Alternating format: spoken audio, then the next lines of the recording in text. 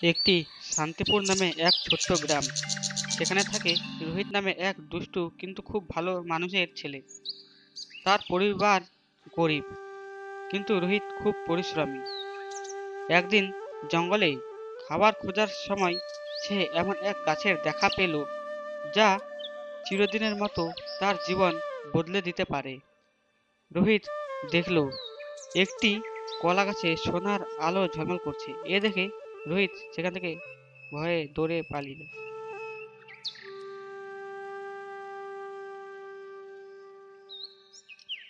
বাবা রোহিত, তুই কোথায় গিয়েছিলি?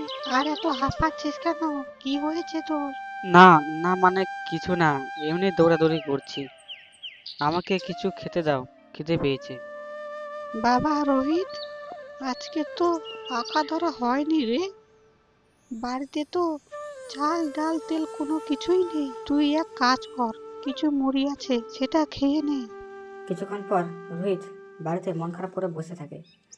আর সে বসে বসে ভাবে, আমি যদি এই কলা গাছ থেকে একটা কলা নিয়ে আসতে পারি তাহলে আমার সব দুঃখ কষ্ট দূর হয়ে যাবে। না না, ওই কলাটা যদি আমাকে খেয়ে ফেলে তখন কি করব?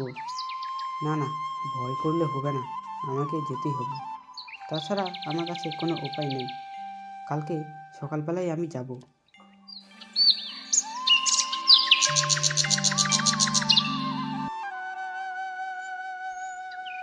এই তো একটা কলা পড়ে আছে, এইটা নিয়ে গেলেই আমার আর কোনো কিছু লাগবে না। না না, দেরি করলে হবে না, তাড়াতাড়ি আমি নিয়ে যাই কলাটা। রোহিত দেরি না করে কলাটা নিয়ে সেখান থেকে চলে যায়।